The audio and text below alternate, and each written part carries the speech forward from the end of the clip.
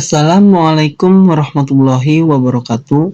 Perkenalkan, nama saya Rian Irawan dari kelas manajemen 18M. Di sini saya akan menjelaskan tentang studi kelayakan bisnis. Studi kelayakan bisnis yang bergerak di bidang developer, yaitu Perumahan Irawan Residence Teluk Jambe Karawang. Tugas ini diajukan untuk memenuhi tugas mata kuliah studi kelayakan bisnis dengan dosen pengampu Dr. Insinyur Uus MD Padli SEMM. Oke, baik, kita langsung saja masuk ke materi pertama, yaitu latar belakang atau sejarah properti. Sejarah Perumahan Irawan Residence ini diinisiasi oleh PT Family Irawan untuk mengembangkan lokasi tanah yang kosong yang berlokasi di daerah yang strategis di Jalan Galumas Raya Sukaharja, Kecamatan Teluk Jambe Timur, Kabupaten Karawang, Jawa Barat, pada pos 4161. Proyek properti ini dimaksudkan untuk mengoptimalkan resort yang dibeli, terutama aspek utilitas, land development, dan penciptaan add value bagi stakeholder. Selanjutnya, identitas perusahaan. Lokasi properti Perumahan Irawan Residence, Jalan Galumas Raya Sukaharja, Kecamatan Teluk Jambe Timur, Kabupaten Karawang, Jawa Barat, kode pos 41361. Peruntukan pembangunan 33 unit rumah tinggal tipe 45-120 meter. Luas lokasi 4.590 meter. Luas Kepling 3.960 meter. Periode proyek 10 bulan. Nilai penjualan 6.600.000.000. Modal sendiri 900 juta. Pinjaman atau investment 2.200.000.000. Keuntungan 3.500.000.000. Developer PT Family Irawan. Selanjutnya, aspek sosial dan environment. Yang pertama, lokasi properti. Terletak di Jalan Galumas Raya, Sukaharja, Kecamatan Teluk Jambe Timur, Kabupaten Karawang, Jawa Barat 41361. Merupakan wilayah pengembangan perumahan untuk mendukung kebutuhan masyarakat yang bekerja di dekat Galumas. Yang kedua, demografi. Demografi lokasi pengembangan di Jalan Galumas Raya berada di Kota Karawang, di mana kita ketahui kondisi Kota Karawang yang cukup luas dan banyaknya keluarga baru yang berasal dari luar Kota Karawang yang bekerja di Kota Karawang. Lokasi tanah berjarak 6 km dari lapangan Galumas. Yang ketiga, kependudukan. Karena kita ketahui padatnya pertumbuhan perkantoran dan gedung tingkat, baik yang berfungsi sebagai perdagangan, hotel, maupun utilitas lainnya, telah mereduksi untuk hunian Kota Karawang. Tingginya permintaan perumahan di Kota Karawang menyebabkan harga murah mencapai titik yang maksimal, sehingga hanya dapat dijangkau kalangan atas. Pertumbuhan penduduk dan tingginya tren keluarga muda dan dewasa ini menyebabkan diperlukannya solusi rumah terjangkau dengan jarak yang tidak jauh dari Kota Karawang. Yang keempat, ada fasilitas umum. Lokasi proyek ini cukup strategis untuk kelas masyarakat berpenghasilan menengah. Lokasi properti dekat dengan sejumlah fasilitas publik antara lain mal, restoran, pasar tradisional, bank, rumah sakit, dan sarana pendidikan. Aspek hukum dan legalitas. Hukum dan legalitas. Nama perusahaan PT Family Irawan. Alamat perusahaan Galumas. Nomor telepon atau PEX 0858 8157 2246. Akte pendirian nomor 8 tanggal 11 September 2020. Pengesahan akte pendirian PT oleh Menteri Kehakiman dan HAM RI. SKDP 56-1.82. Kephum dan HAM AHU strip 80885.AH.02.02 tahun 2020. TDP nomor tik C strip 29920 HT.02.02 tahun 2020. NPWP 59.101.683.5.250.00. Surat keterangan domisili Teluk Jambe Timur SIUP 09062.2.284.281. Bukti penguasaan lahan, sertifikat hak milik. Selanjutnya, aspek pemasaran. Yang pertama, potensi dan segmentasi pasar. Kebutuhan akan perumahan yang representatif menjadi hal yang sangat urgent bagi setiap masyarakat atau keluarga, dan lokasi properti Irawan Residence diharapkan dapat memenuhi kebutuhan masyarakat kelas menengah. Yang kedua, marketing strategi. Strategi pemasaran yang akan digunakan adalah dengan mengaplikasikan strategi marketing mix yakni dengan memanfaatkan media promosi secara intensif.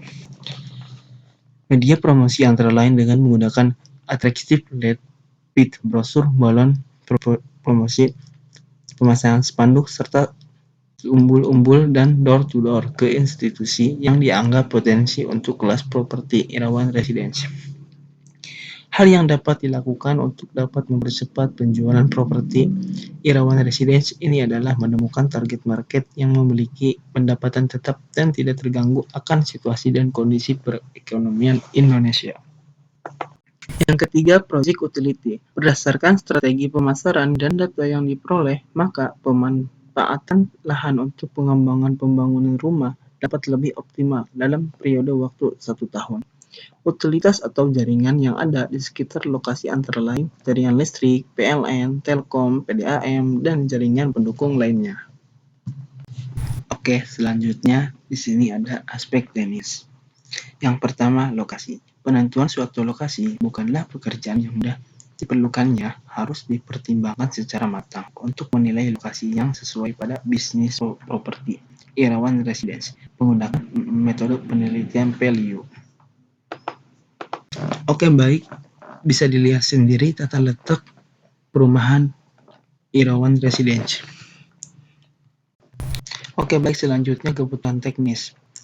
Di sini ada 5 kebutuhan teknis. Yang pertama, pasar. Nilai lokasi yang ideal 40, Karawang 55, Purwakarta 25, Subang 15. Yang kedua ada kebutuhan bahan baku. Nilai lokasi yang ideal 30, Karawang 25, Purwakarta 15, Subang 12. Kebutuhan yang ketiga transportasi. Nilai yang ideal 20, Karawang 15, Purwakarta 10, Subang 8. Yang keempat tenaga kerja. Nilai yang ideal 15, Karawang 10, Purwakarta 5, Subang 3. Yang terakhir lain-lainnya. Nilai yang ideal 10, Karawang 5, Purwakarta 4, Subang 2. Oke, baik. Selanjutnya tahap konstruksi. Pembangunan rumah beserta sarana dan prasarana akan membutuhkan waktu selama 6 bulan. Material yang digunakan adalah sesuai dengan tabel berikutnya.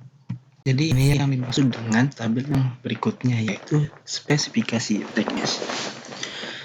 Ada jenis pekerjaan dan spesifikasi rumah. Yang pertama, pondasi.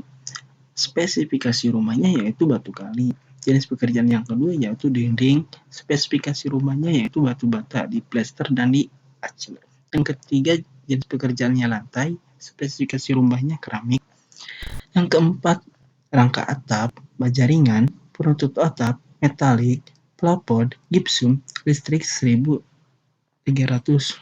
W, pintu SK, kusen SK, bak mandi, pipa gias, air sumur bor, dan yang terakhir jendela setera kayu bond dan kaca. Selanjutnya proses produksi. Mengumpulkan dana yang harus disisihkan untuk biaya bangunan utama dengan cara mengurangi total pengeluaran untuk kebutuhan di luar biaya pembangunan seperti listrik, PDAM, taman, dan lain-lain. Total biaya di luar kebutuhan tersebut kemudian disisihkan 80%-nya untuk biaya bangunan utama dan 20%-nya dialokasi darurat dan peningkatan biaya. Selanjutnya siklus produksi. Cara membeli rumah cash tunai dilunasi paling lambat 10 hari setelah pembayaran blocking free dan mendapatkan diskon. Tunai bertahap dapat diangsur setiap bulan sebanyak 4 kali 4 bulan, angsuran masing-masing 100%. Dan yang terakhir ada kebutuhan tenaga kerja. Penyelesaian proyek tepat waktu, penggantian karyawan dan mengganggu proses pembangunan. Kelenturan organisasi untuk dapat memanfaatkan peluang yang membutuhkan modal satu sisi, serta keterbatasan karyawan di sisi lain. Retensi atau upaya peningkatan karyawan terutama yang bergerak langsung pada bagian proyek, desain, dan pembangunan misalnya proyek. Selanjutnya ada aspek keuangan, proyek biaya properti. Di sini ada keterangan jumlah dan biaya. Keterangan yang pertama yaitu tanah, pematangan, dan lain-lain. Yang kedua, bangunan. Yang ketiga, pecah surat. Yang keempat, promosi, dan lain-lain. Jumlah dan biayanya bisa dilihat oleh teman-teman sendiri di tabel ini. Selanjutnya, sumber dana. Yang pertama, modal sendiri, modal dari bank, harga jual beli, dan laba rugi. Jumlahnya bisa dilihat oleh teman-teman sendiri di tabel ini. Selanjutnya, penilaian kelayakan investasi. Yang pertama, payback period adalah merujuk pada pengembalian suatu modal investasi yang sudah diberikan melalui keuntungan dalam kisaran waktu tertentu. Apabila kas bersih tiap tahun berbeda. Nah, di sini ada tahun dan NCF. Tahun modal awal NCF-nya Rp586.200. Tahun 2021 NCF-nya Rp4.456.550 Tahun 2022 Rp5.130.300 2023 Rp4.250.650 dan yang pada tahun 2024 Rp4.506.700 dan yang terakhir pada tahun 2025 NCF-nya Rp5.336.700. Dan jadi hasilnya bisa dilihat oleh teman-teman sendiri di pinggir NCF. Investasi sebesar 165 juta. Kas bersih tahun 2021 yaitu 4.456.500 perak. Nah, jadi investasi itu dikurangi dengan kas bersih tahun 2021 dan hasilnya menjadi 160.543.450 perak. Dan yang kedua yaitu kas bersih tahun 2022 165 juta dikurangi 5.130.300 perak dan hasilnya pun 155.413.150 perak. Karena sisa tidak bias dikurangi proyek ketiga, maka sisa proyek tahun kedua bagi proyek tahun ketiga yaitu PP 155.430.150 perak dibagi 4.255.650 perak kali 12 bulan dan hasilnya pun 438,2 sama dengan 4 bulan. Maka payback period adalah 2 tahun 4 bulan. Payback period kurang dari umur ekonomis 5 tahun maka dinyatakan baik. Oke, di sini ada average rate of return. Oke, jadi di sini ada rumus average rate of return yaitu rata-rata ED dibagi dengan rata-rata investasi. Rata-rata ED sama dengan total ED bagi umur ekonomis. Nah, di sini ada total ED. Total ED dari tahun 2020, 2022, 2023, dan 2024 bahkan hingga 2025 dan ini hasil total dari total ED tersebut. Jadi rata-rata ED yaitu 4.150 juta dibagi 5 itu umur ekonomis perusahaan. Jadi hasilnya 830 juta.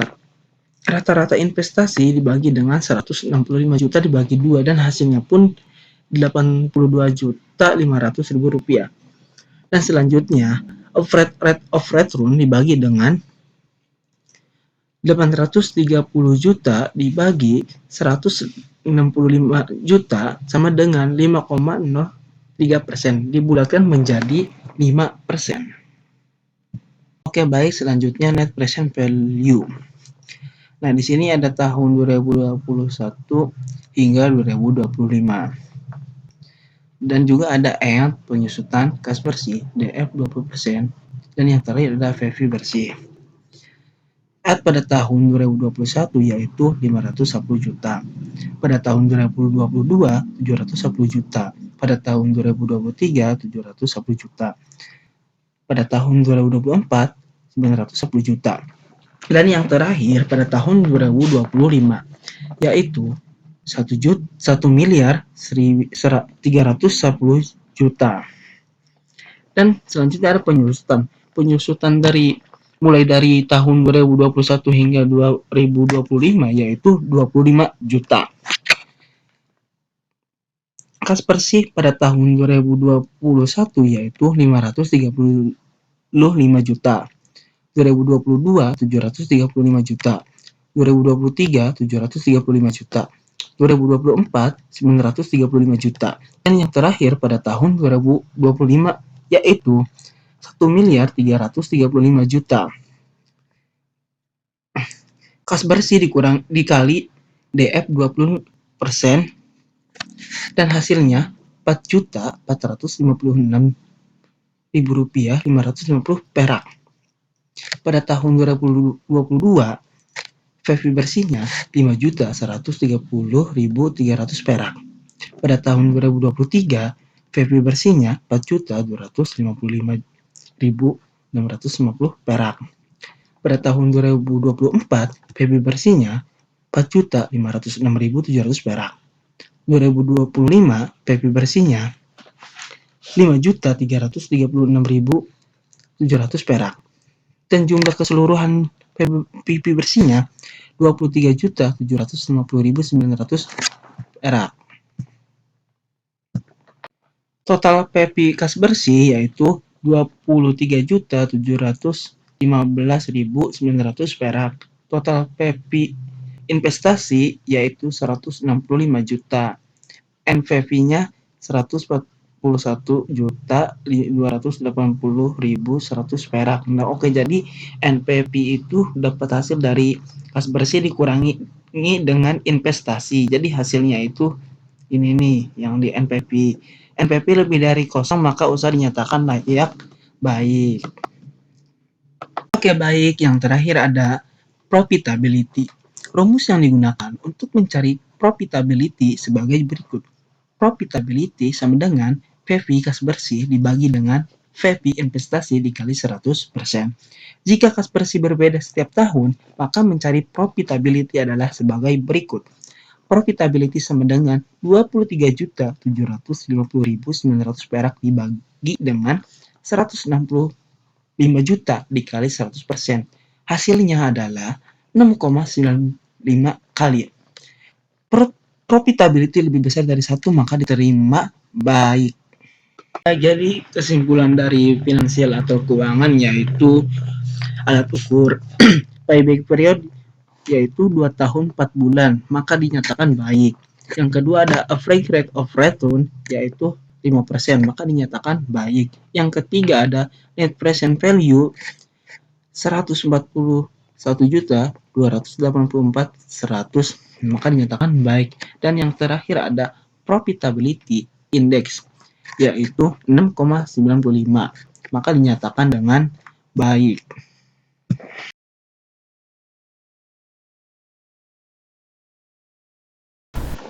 Oke, jadi kesimpulan dari keseluruhan analisis studi kelayakan bisnis pada perusahaan properti yaitu perumahan Irawan Residen C ini sebagai berikut. Berdasarkan hasil analisis yang telah dilakukan pada perusahaan pembeli Irawan sebagai berikut. Analisis kelayakan aspek legal perusahaan pembeli Irawan sudah melengkapi berkas perizinan usahanya, sehingga tidak ada hambatan dalam aspek hukum. Analisis kelayakan aspek pasar dan peluang pasar menjelaskan mengenai segmentasi pasar, pasar sasaran, posisi pasar, bauran pemasaran, ramalan jualan, dan peluang bisnis yang ada di pembeli Irawan. Sehingga dapat diketahui peluang pasar pembeli Irawan berpeluang untuk memasarkan produknya ke berbagai pasar selain kepada masyarakat sekitar. Analisis kelayakan aspek teknis, teknologi, dan operasional menjelaskan mengenai rancang cakupan produksi atau operasi, dan kebutuhan teknis. Rencana tersebut telah dibuat mulai dari beberapa jumlah produksi, sasaran pasar, mesin, dan peralatan yang tepat untuk digunakan, serta tata letak dan lokasi yang baik untuk mendirikan sebuah bangunan. Analisis kelayakan aspek finansial menghasilkan nilai kriteria investasi yang cukup besar, di mana dapat dilihat sebagai berikut. VP selama 2 tahun 4 bulan, ARR sebesar 5%, NPF sebesar Rp 141.284.100 perak, VI 6,95. Dari semua analisis kelayakan tersebut, sudah menunjukkan bahwa pembeli Irawan yang dikelola bisnisnya layak untuk dijalankan.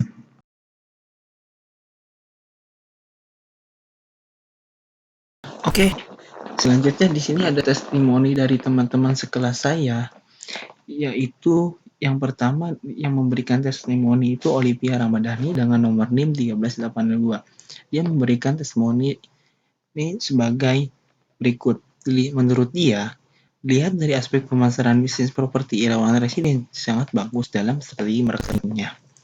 Dan yang kedua itu testimoni dari Fitriya Naramiko dengan nomor NIM 1388 dia juga memberikan testimoni bahwa dia menilai rencana bisnis Anda layak untuk dijalankan. Maka dari itu, saya berniat ingin bekerja sama dengan bisnis Anda. Dan ketiga ada testimoni dari Indah Nurfitriasari dengan nomor NIM 1390. Menurut dia itu menilai rencana bisnis saya layak untuk dijalankan dan dia berkenan untuk investasi 30%. Dan yang keempat, ada testimoni dari Hendra Salim Saputra dengan nomor NIM 1383. Menurut dia lihat dari aspek pemasaran Irawan Resiliensia memiliki keunggulan dalam penjualan. Karena untuk menarik perhatian peminatnya, perumahan Irawan Resilient memberikan cukup mudah yaitu dengan diskonan atau cicilan spesial untuk menempati perumahan. Dan yang terakhir ada testimoni dari Gita Agustia dengan nomor NIM 1387. Menurut dia, aspek pemasaran Irawan Resilient sangat bagus sehingga bisa menonjolkan keunggulan-keunggulan perumahan tersebut. Jadi ini ada daftar pustaka referensi saya yaitu Kasmir dan Jakfar 2007 Studi Kelayakan Bisnis edisi revisi Jakarta PT Prena Demia Group. Konten Twitter 2020 aspek hukum dalam studi kelayakan bisnis. Oilet Bisnis 2020 aspek pasar dan pemasaran dalam studi kelayakan bisnis modul dan PPT dari dosen yang terakhir yaitu dari Wikipedia. Oke, terima kasih.